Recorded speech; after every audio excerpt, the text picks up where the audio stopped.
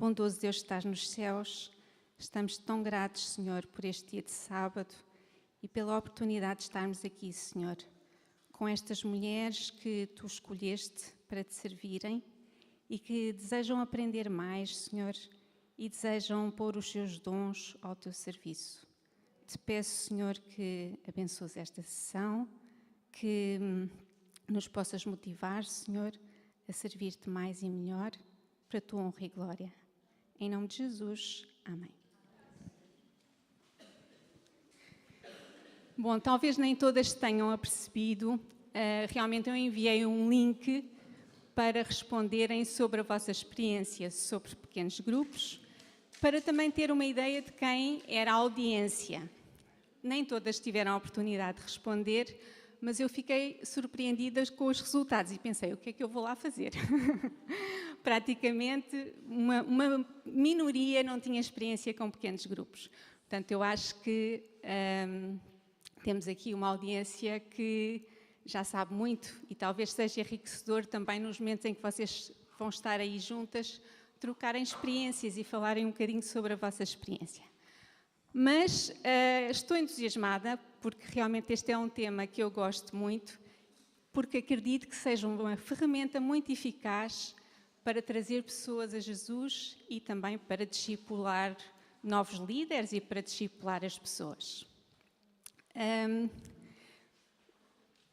E realmente esta realidade das pessoas terem participado em grupos, participado ou serem líderes, é uma realidade diferente de há 7 anos atrás, quando eu comecei a trabalhar nesta área. Há 7 anos atrás, muito pouca gente tinha experiência de pequenos grupos. Talvez algumas de vocês venham do Brasil, onde os pequenos grupos já têm uma grande tradição, mas realmente aqui em Portugal não tinham. E eu vou-vos falar muito brevemente de um bocadinho da minha experiência. Então, eu fui viver com a minha família em 2011, ali para longe, para a Ásia, para um país muito pequenino, para Singapura. E foi uma experiência extraordinária. Por um lado, porque integramos uma comunidade de fé, uma igreja, muito, muito dinâmica, em que os pequenos grupos, havia imensos pequenos grupos, para todas as necessidades. Então, eu frequentava um pequeno grupo de mulheres, o meu marido frequentava um pequeno grupo de homens, os nossos filhos, na altura adolescentes, frequentavam um pequeno grupo de jovens. Ainda, quer dizer, não havia tempo para tudo, mas de vez em quando ainda tínhamos um pequeno grupo de famílias também. E aprendi muito com essa experiência. E achei muito interessante o tema que a pastora Hortelinda nos trouxe, porque eu tive uma mentoria também. Tive uma mentora que me ajudou muito, muito nesta igreja. E ela motivava-me para fazer tudo. Assistir a estudos bíblicos, também dinamizar de vez em quando uma reunião de pequeno grupo. Depois, vamos fazer isto para os jovens. Olha, tu fazes metade das sessões e eu faço outra metade. E ela estava sempre a puxar por mim. E em 2017 decidimos voltar para Portugal. Por motivos de trabalho, voltámos para Portugal. Tínhamos imensas coisas para trazer, portanto veio um contentor para Portugal e já era o último sábado que estávamos na igreja e a minha amiga, mentora, liga-me: Cláudia, eu vou-te mandar, eu tenho aqui umas coisas para ti, uns livros, uns materiais. Eu disse: não mandes, por favor, já mandámos tudo para Portugal e temos só umas malinhas, ainda por cima, não vamos diretamente para Portugal, vamos viajar, vamos aproveitar e vamos viajar, vamos até ao Japão e não mandes nada. Mas esta minha amiga não ficava assim. E no sábado lá estava ela com uns livrinhos e uns DVDs. Ok, coube. Bom, mas eu, para ser sincera, era um material para pequenos grupos para mulheres.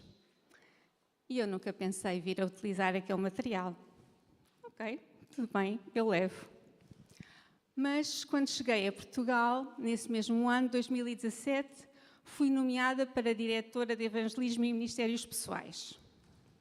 E nesse mesmo ano, o plano estratégico da União incluía pequenos grupos. E então, esse foi o projeto que nós levámos a cabo, e aquele material serviu-me exatamente para eu começar um pequeno grupo de mulheres, protótipo, não é? Aquele grupo modelo, onde muitas foram lá, aprenderam e começaram os seus grupos. Então, esta experiência para mim, para vocês pode não ter significado nenhum, mas para mim foi marcante, porque Deus sabia, não é? Claro que se não houvesse aquele material, haveria outro, mas ajudou muito e foi muito importante para mim. Tenho que beber água, desculpem.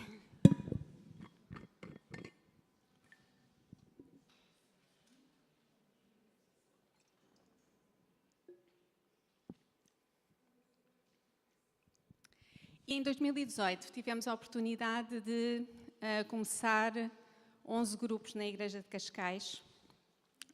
Foi uma experiência interessante. Mas quando nós falamos de pequenos grupos, vemos que eles são uma parte vital do cristianismo.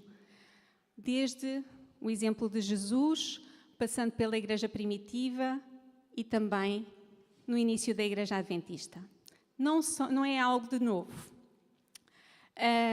Quando examinamos o exemplo de Jesus, vemos que ele escolheu um pequeno grupo. Para quê? Para, através deste discipulado relacional, desta relação, ele formar novos líderes. Jesus sabia que ia ter 3 anos aqui na Terra, que ia ser morto na cruz e que depois alguém precisava de continuar o seu trabalho. Então ele, através deste discipulado relacional, ele escolheu 12 homens para continuarem o seu trabalho. Era um pequeno grupo e ele passou mais tempo com este pequeno grupo do que passou com as multidões. Nós lemos em Marcos 3, 13 e 14, depois subiu a um monte, chamou os que ele quis e vieram a ele. Nomeou 12 para que estivessem com ele e os mandasse a pregar. Então temos aqui, sem dúvida, o exemplo de Jesus. Qual é que foi o resultado? Estes homens mudaram o mundo. Há um bocado estávamos a ver, não é?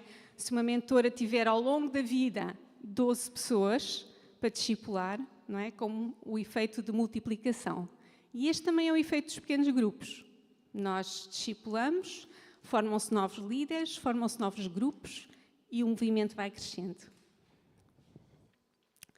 Depois, também na Igreja primitiva, vemos que era a forma primordial como os cristãos se reuniam. Na altura do Pentecostes, não é? Muitos foram chamados e onde é que eles se reuniam? Onde é que eram as reuniões? Em casa. Eram em casa. Lemos em Atos 2, 41 a 46, perseverando unânimes todos os dias no templo e partindo o pão em casa, comiam juntos com alegria e singeleza de coração. E temos muitos outros exemplos, por exemplo, em 1 Coríntios 16, 19, as igrejas da Ásia vos saúdam-vos afetuosamente no Senhor Áquila e Priscila, já hoje falámos da Áquila e Priscila, com a igreja que está em sua casa. E assim continuou durante os primeiros 300 anos da era cristã. As reuniões eram em casa. E na Igreja Adventista? Não sei se vocês sabiam isto, mas eu, quando investiguei, soube que a irmã Ellen White instituiu umas reuniões que eram as reuniões de confraternização. Então, nos sábados de manhã, depois da escola sabatina, que é uma experiência cognitiva, mais intelectual, havia umas reuniões de cariz relacional. Reuniões essas que incluíam testemunhos, incluíam oração, louvor, mas era uma experiência totalmente relacional e não intelectual. E a irmã Ellen também é muito clara em relação aos pequenos grupos. Possivelmente já ouviram esta declaração dela. A formação de pequenos grupos com base no esforço cristão foi-me apresentado por aquele que não erra. Se houver um grande número na igreja, os membros devem ser divididos em pequenos grupos a fim de trabalharem não somente pelos outros membros, mas também pelos descrentes. Então, e hoje? Nós hoje, que missão é que nós temos? Que missão é que Jesus nos deixou? Todas conhecemos, não é? Mateus 28, 19 e 20, é-nos dito para nós irmos e para fazermos discípulos. Irmos significa que nós não podemos ficar nos bancos da igreja à espera que as pessoas entrem. Algumas pessoas até entram, mas a maior parte delas não. Nós vamos ter que ir buscá-las, vamos ter que ir ao encontro das suas necessidades, porque nem todas as pessoas sabem que têm uma necessidade espiritual, não é? E por isso não vêm ter até nós. Mas esta missão não é algo coletivo.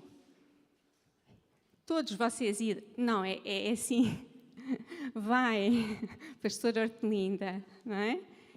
Vai, Graziel, vai, Cláudia, vai, Cris.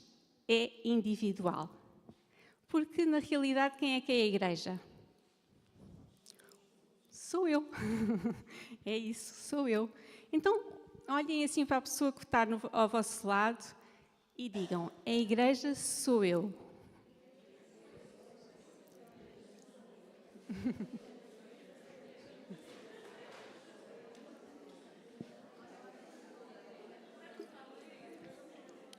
É isso mesmo.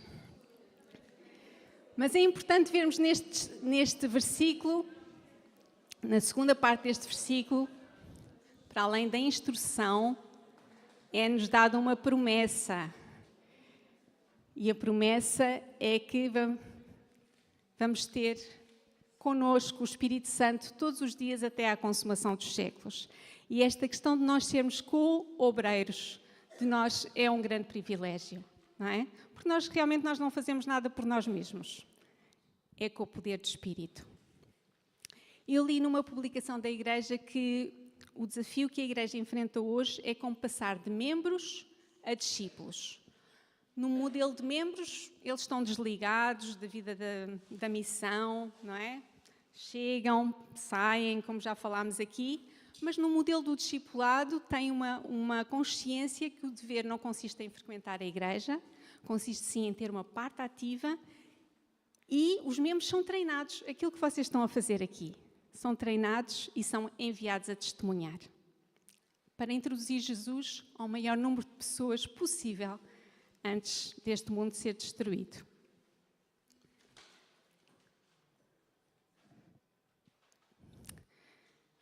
Num estudo realizado pela Universidade de Andrews, concluiu-se que o método mais barato para trazer pessoas para Cristo é também o mais eficaz. Então, é tudo bom, não é? É barato e é eficaz. É através de relacionamentos com familiares e com amigos. Estima-se que entre 75% a 90% das pessoas que vêm para a igreja sejam trazidas através de familiares ou amigos, através de relacionamentos. Mas este evangelismo pela amizade, mais uma vez, não é dos nossos dias. Já vem do tempo de Jesus, do exemplo de Jesus. Tudo é baseado no exemplo de Jesus, na realidade. É muito conhecida esta citação, podemos encontrá-la, entre outros lugares, na Ciência do Bom Viver, o livro A Ciência do Bom Viver, e diz: unicamente os métodos de Cristo trarão verdadeiro êxito no aproximar-se do povo. O Salvador misturava-se com os homens como uma pessoa que lhes desejava o bem. Manifestava simpatia por eles, ministrava-lhes às necessidades, granjeava-lhes confiança e ordenava então: segue-me. E vemos também muitos exemplos na Bíblia deste evangelismo pela amizade, não é? Por exemplo, André trouxe Pedro a Cristo, Cornélio trouxe os seus familiares, os soldados amigos.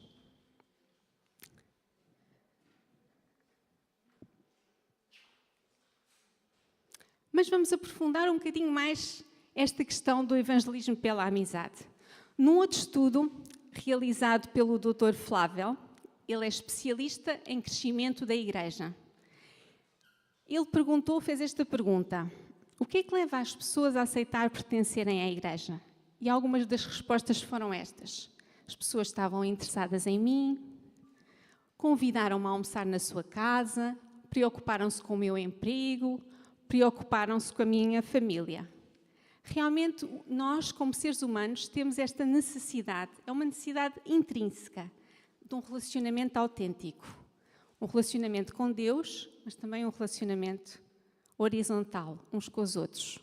Nós necessitamos conhecer e sermos conhecidos, necessitamos amar e sermos amados, necessitamos cuidar e sermos cuidados. E é este aspecto da natureza humana que faz com que os pequenos grupos funcionem tão bem. Não há dúvida que, como mulheres, nós temos certas características, certos dons que são muito relevantes neste ministério. Por exemplo, assim, mais característico das mulheres: hospitalidade, mais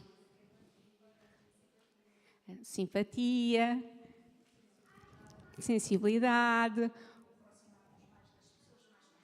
sim, termos mais facilidade em termos mais intimidade, mais proximidade, se calhar em escutar também e ter empatia, o cuidar, não é? As mulheres gostam de cuidar, por isso é que as profissões de cuidado têm tantas mulheres, os professores, as enfermeiras. Sim, curiosas no bom sentido, não é? Isso tudo. Então nós vimos o que é que leva as pessoas a aceitar pertencer à igreja e o que é que leva as pessoas a deixar de frequentar a igreja. Vocês sabem, também já falámos aqui, a pastora Hortelinda também falou nisso. Aqui há uns anos os líderes da igreja reuniram-se para falar sobre soluções para reter os membros adventistas.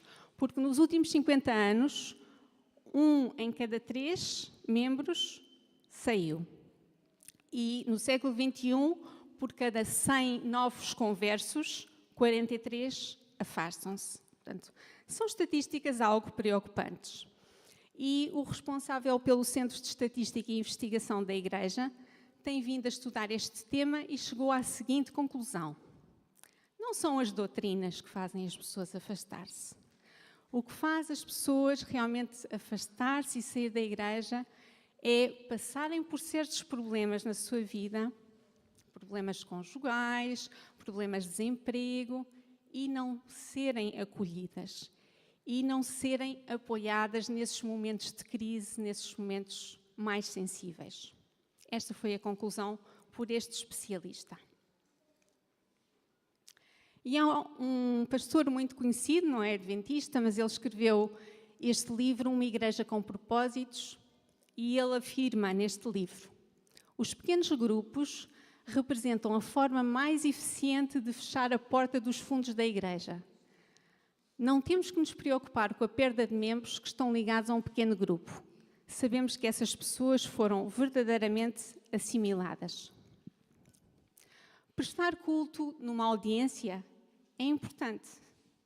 No entanto, nós podemos ir à igreja ano após ano e não ser transformados, porque o culto é uma experiência muito passiva, enquanto que o pequeno grupo dá oportunidade à pessoa para discutir o que ouviu, o que estudou. Um pequeno grupo eficiente vai levar as pessoas a refletir sobre que mudanças é que eu preciso fazer na minha vida. E o próprio líder eficiente vai fazer esse tipo de questões. Como é que eu serei diferente depois daquilo que eu aprendi hoje? Então, voltando um bocadinho atrás, vimos que a Igreja, como indivíduos, todos temos a missão de levar a mensagem da salvação ao que nos rodeiam. Vimos que a forma mais eficaz de evangelismo é o evangelismo pela amizade. E, na realidade, os pequenos grupos são chamados assim, evangelismo pela amizade. São um lugar em que é mais fácil trazer outras pessoas, é também um meio para as pessoas que já estão na igreja sentirem-se acolhidas, sentirem-se apoiadas e para continuar a crescer como discípulos. No Brasil até tem um slogan. Alguém conhece o slogan que é utilizado no Brasil para pequenos grupos? Sim, mas é pequeno grupo, gente cuidando de gente. É bonito. Acham que isso é relevante nos tempos que correm? Gente cuidar de gente? É muito, muito, muito importante. Porque, na realidade, nós vivemos uma epidemia. Atualmente vivemos uma epidemia. A solidão é considerada um dos principais desafios de saúde pública. Sabiam?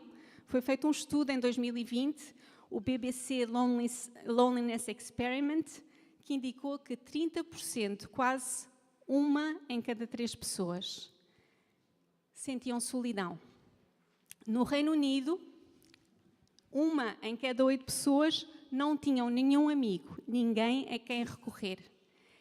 E só para verem como este assunto é importante, no Reino Unido, no Japão, não tenho conhecimento de outros países, mas pelo menos nestes países foi criado um Ministério da Solidão. Um ministério no governo só para tratar da questão da solidão. Portanto, é realmente um problema dos nossos dias. As pessoas sentem-se sós, isoladas, desligadas, alienadas. E em Portugal, acham que é diferente? Não é diferente. Eu no outro dia estava a ouvir um podcast e com o responsável do serviço SOS Voz Amiga. E ele contava que há pessoas que ligam regularmente. E uma senhora em particular que ligava todos os dias, às 10 horas. E ela dizia, eu não tenho ninguém com quem falar durante o dia, nunca. Então eu ligo, peço desculpa, falo um bocadinho e depois vou-me deitar, todos os dias. E a evidência científica mostrou que a solidão contribui para adoecimento, para morte prematura.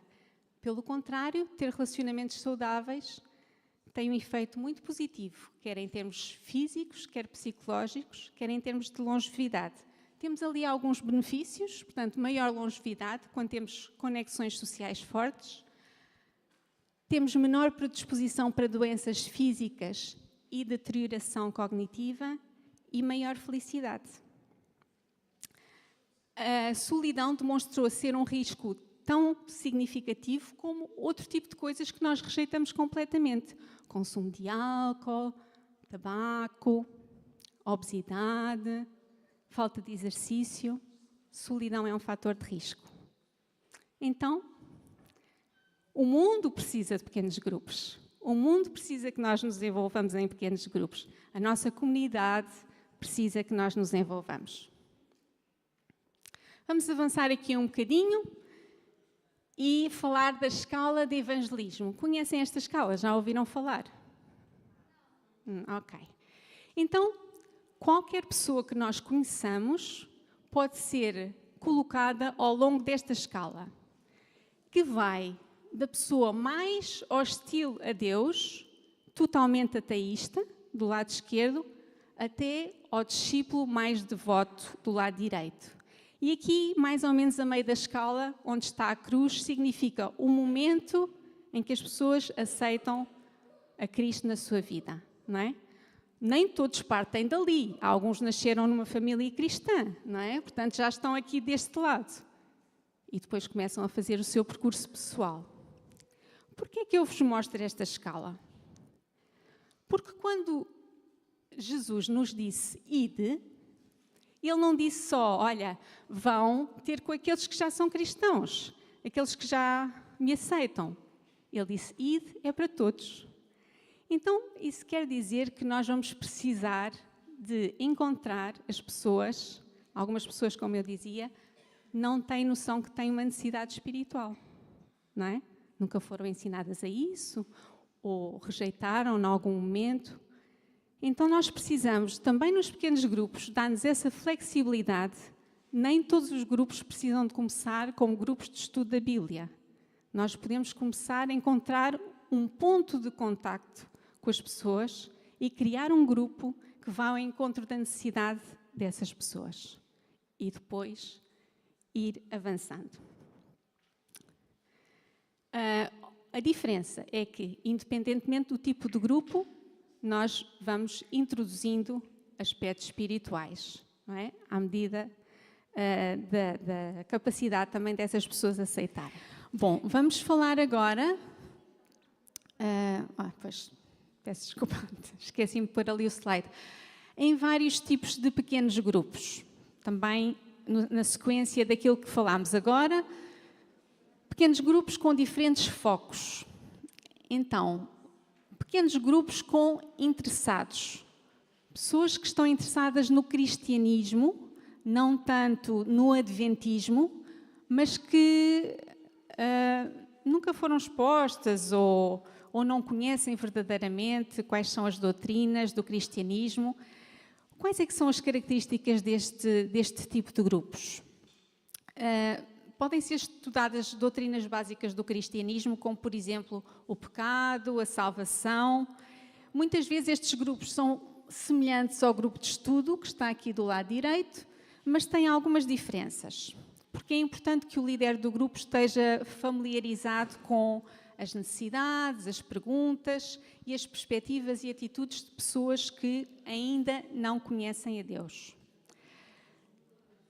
A função do líder não é tanto é mais de facilitar, não é? Não é um estudo bíblico, é mais levar as pessoas a descobrirem a verdade por si mesmas.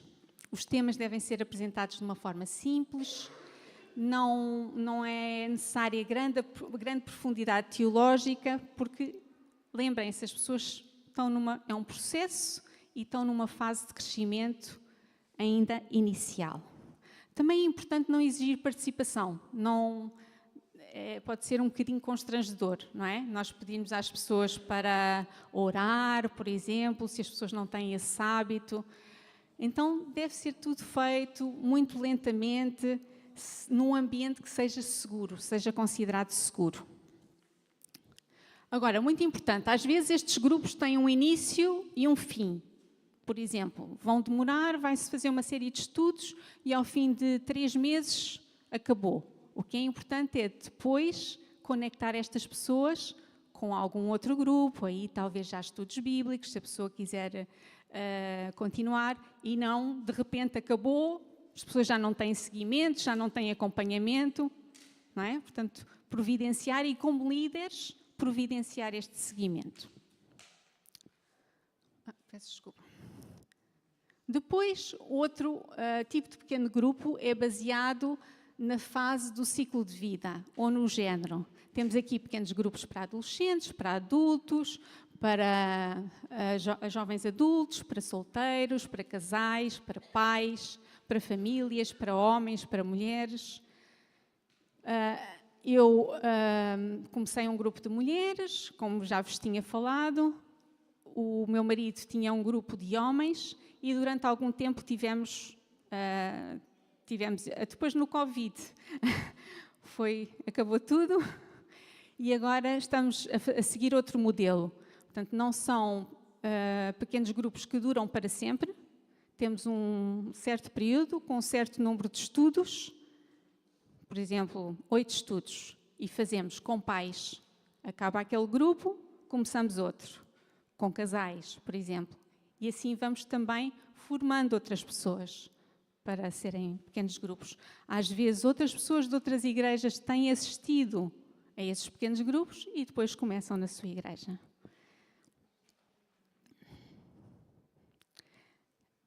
Aqui, o mais importante para o líder é pensar se é um pequeno grupo para casais, se é um pequeno grupo para pais, o que é que vai acontecer aos filhos durante esse momento? Será necessário providenciar algum tipo de apoio para os filhos?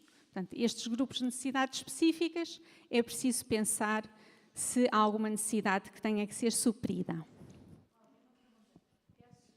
Esses pequenos grupos grupos têm um número limitado de membros, não é? Imagina que faz um pequeno grupo numa igreja de casais, mas se há 20 casais deixa de ser um pequeno grupo, não? Sim, obrigada. Sim, um pequeno grupo tem um número de membros entre 3 a 12.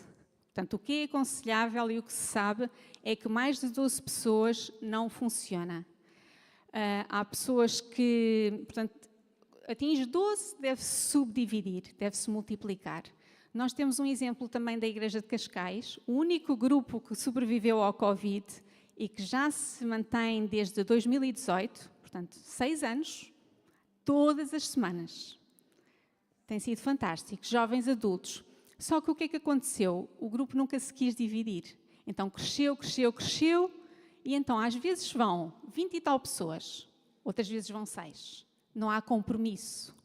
E quando estão 20 e tal pessoas, como é que as pessoas podem participar? Pois formam subgrupos lá no meio. Então a recomendação é no máximo 12. Mas para responder à pergunta, portanto, nós fizemos agora um pequeno grupo de casais. Nós convidámos uns casais. Começámos por convidar aqueles que nós achávamos que talvez tivessem interesse em liderar futuros grupos. Fizemos esse e agora esperamos que eles também continuem. Cada um dos casais que foi formado, e tínhamos 6, é também sempre a lógica da multiplicação. Se estes 6 casais agora fizerem novamente com 6, não é? Vão multiplicar. Claro que nem todos vão ser líderes, não há problema. Respondi? Depois há estes grupos com foco na necessidade. Na realidade, isto é algo que em Portugal creio que não se faz muito. Portanto, são grupos de recuperação de luto, de divórcio, de abuso, de dependências. Isto requer algum conhecimento específico da parte de quem vai liderar. E, tanto quanto sei, em Portugal também não há material de suporte, quer dizer, há algum, eu penso que a União tem em relação a dependências, tem em relação a dependências, não é? Mas depois, finalmente, o grupo de interesse, que era aquilo que vocês estiveram a fazer nas dinâmicas, não é? Que pode ser sobre estilo de vida, sobre desporto, culinária, leitura, serviço, não é? Há pessoas que gostam muito de fazer voluntariado, mas não sabem onde. Eu tenho uma paciente que gostava muito, muito de fazer voluntariado, mas sente-se perdida. Então, se nós temos a ADRA, por que não convidar outras pessoas para fazer um pequeno grupo com base no serviço?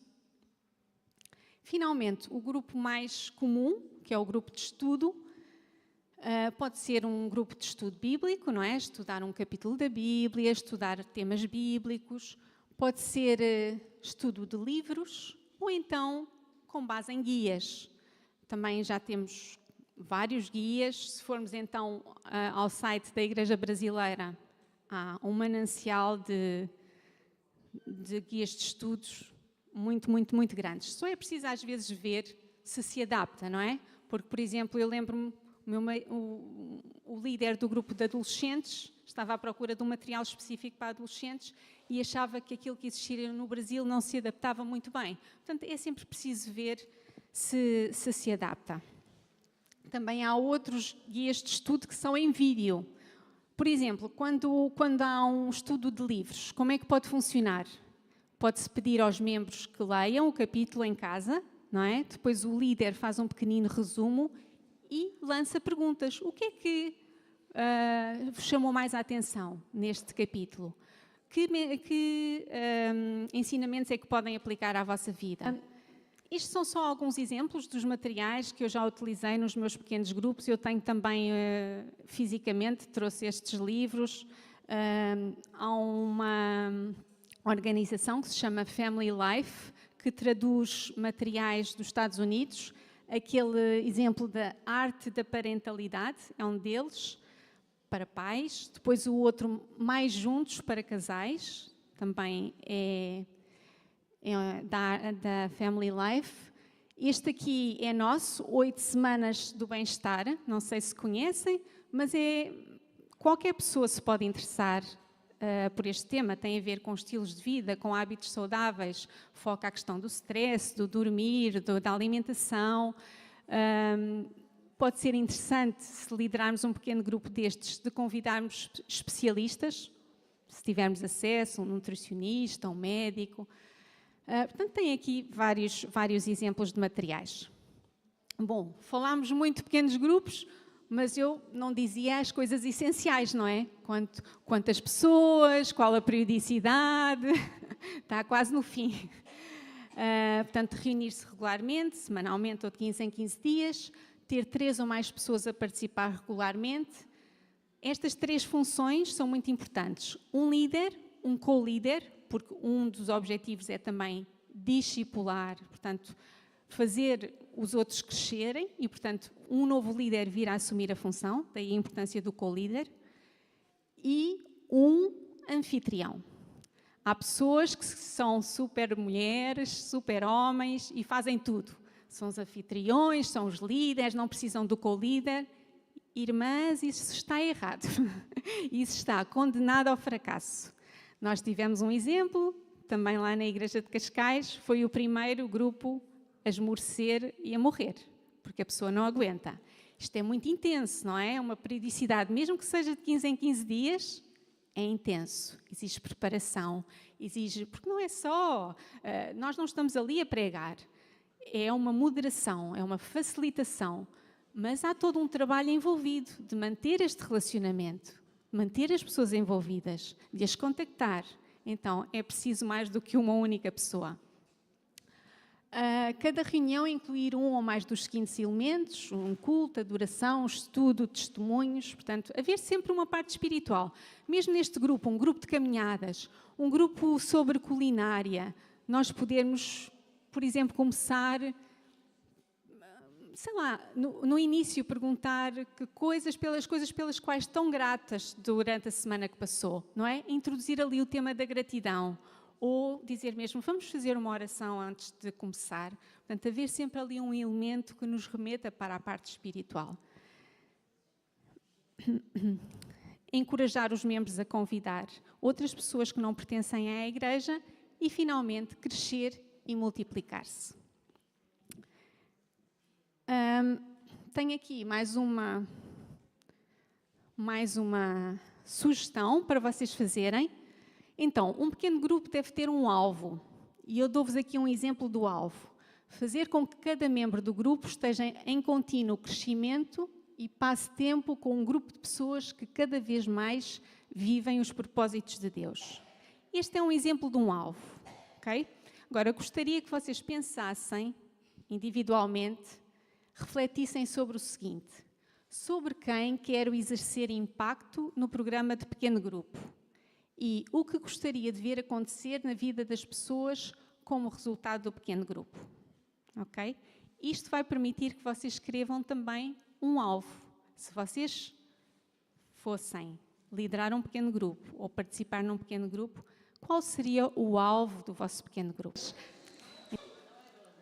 Uma última coisa que gostava de vos dizer é que Cris, desculpa, aqueles documentos que eu partilhei já foram enviados ou ainda vão ser enviados? Ainda vão ser enviados. Eu deixei com a Cris 4 documentos. Um é Guia Rápido de Pequenos Grupos, é assim um curso muito rápido, é um documentozinho pequenino. Depois, 8 hábitos do líder eficaz de pequenos grupos, agendas da reunião de pequenos grupos e o compromisso entre membros. O compromisso entre membros é algo que vocês, nas primeiras reuniões, podem discutir com os membros do grupo. Por exemplo, eu pedi neste questionário que pedi para vocês preencherem se tinham alguma pergunta sobre pequenos grupos. E alguém falou de como é que se lida com uma pessoa que sabe tudo e que quer sempre falar. Então, este compromisso estabelece desde o início algumas regras básicas, não é? Que não julgamos os outros, que não estamos lá para converter, muita coisa. E isto, ao ser verbalizado, ao ser discutido, permite que todos estejam mais ou menos, pelo menos tenham conhecimento. Não quer dizer que de vez em quando não seja necessário relembrar, não é? Que quando nós fazemos intervenções devem ser intervenções não muito longas, que devemos dar a oportunidade a toda a gente para participar, mas deem também depois uma olhadela também a este compromisso dos membros do grupo, que eu acho que pode ser útil. Resta-me agradecer muito e desejar que Deus vos inspire e vos motive para continuarem neste projeto que é tão importante, do evangelismo pela amizade. Obrigada a todos.